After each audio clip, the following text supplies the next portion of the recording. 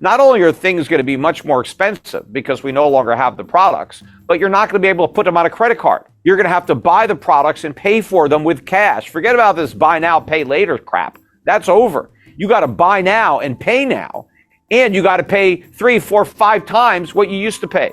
If you look at where interest rates are and what the interest on the national debt is likely to be at the end of next year, we really need to cut government spending by about 50% in order to balance the budget. That shows you how out of whack it is and how far we're living beyond our means.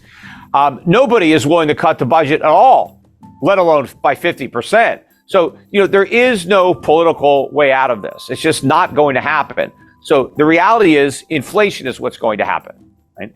The money is going to lose a lot of value.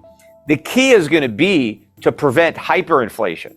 That's going to be the key, to prevent the dollar from losing all of its value. So people are going to lose the value of government benefits. So let's say you're getting Social Security. The real value of those benefits at a minimum is going to be cut in half. That's reality. But the worst case would be if the value of your Social Security benefits go down by 90% or 99%. Right? Mm-hmm. So they're basically worthless because the currency is completely destroyed. So that's the outcome that we have to prevent.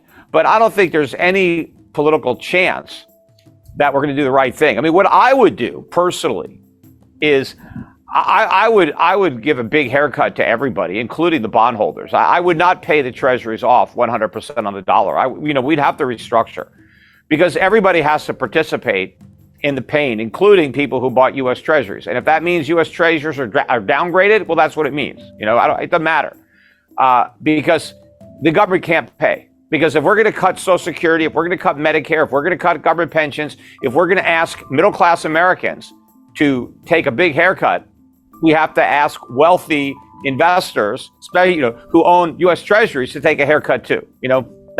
They took a risk. They loaned money to the U.S. government. The U.S. government was clearly bankrupt. They deserve what they get. First of all, the biggest threat is that the pensions aren't even pensions. It's a Ponzi. It's not a pension. If it was a pension, it would be funded. Now, some pensions are underfunded, and there's problems with those. But Social Security isn't funded at all. It's not like it's underfunded. It doesn't have any funding. Its funding is future taxpayers, right? So It's not like there's any income that's being generated on investments that were made with money. On a normal pension, if I pay into a pension, when I retire, I'm getting my own money back, plus the income that's been earned through investments of my money that I've been putting in over the years. Well, when somebody gets money from Social Security, they're not getting back their own money. Their own money was spent, a long time ago. They're getting back the new money that somebody else puts in. And the only chance that new guy has of getting his money is if the government finds somebody in the future to put that money in, right? So it's a whole Ponzi scheme.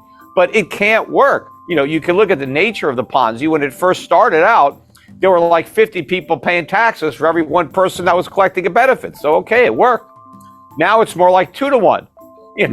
Pretty soon it'll be 1 to 1, right? It can't work. You can't, one person can't support himself and an entirely additional person. The numbers just don't make it. And so it's all going to be paid for by printing money, which just destroys the value of everybody's money, not just the Social Security money. When the government wipes out Social Security benefits through inflation, it wipes out everything. All dollars lose value. Doesn't matter where they are, even if they're stuffed under your mattress, right? They're all going to lose.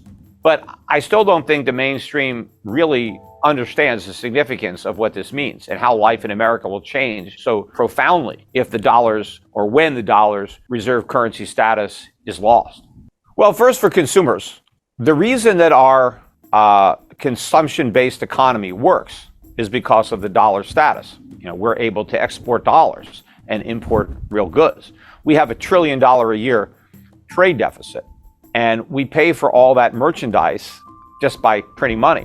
So we don't have to expend any resources, yet we can import $1 trillion worth of goods that the rest of the world consumed considerable resources producing. So the first thing that's going to happen is we're not going to be able to run these trade deficits anymore. Our trade is going to have to be brought into balance. And that means basically, let's say $1 trillion worth of merchandise every year disappears from our shelves. And there's really nothing to replace it with. So what's left is just going to be that much more expensive because not that many people will be able to buy what's there, right? So your prices have to go way up because the supply of goods has gone way down.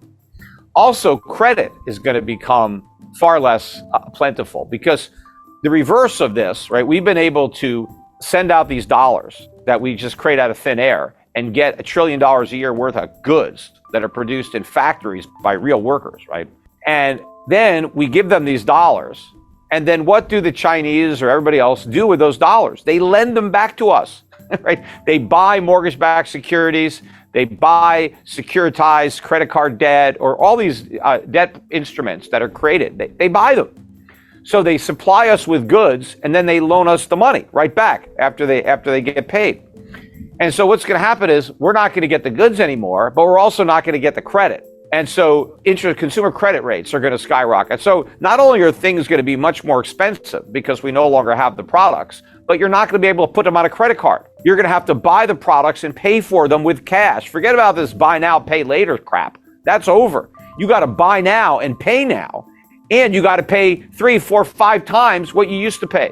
Yeah.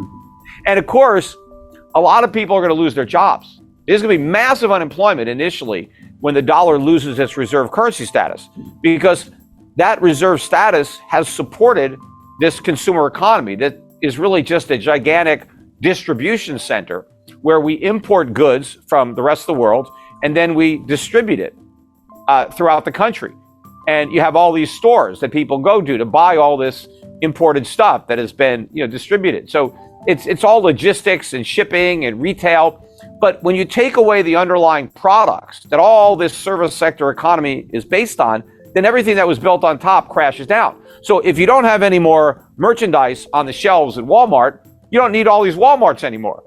There's too many of them. We got nothing to put on the shelves. We don't need all the people that work there. We don't need all the people that were delivering the goods. We don't need all this stuff collapses when you pull out the bottom, which is the stuff. And so unemployment is going to be widespread. We're going to have to rebuild a legitimate economy that is self-sufficient, meaning that if we want to consume, we got to produce. If we want to borrow, somebody else in America has to save. We can't rely on the world's manufacturing capacity, and we can't rely on the world's savings. We have to rely on ourselves, like we did in the 1940s, the 1950s, 1960s, or go further back when we were an exporting nation, when we were a creditor nation.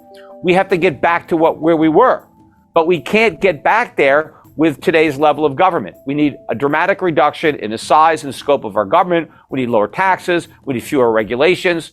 But in order to make that possible, we need massive cuts in government spending. Now, again, if we don't get that, we just get inflation that wipes everything out, and then we're going to have to start all over again. But it's going to be very difficult to start over again, especially given the way the political winds have been blowing, given how dumbed down the electorate is.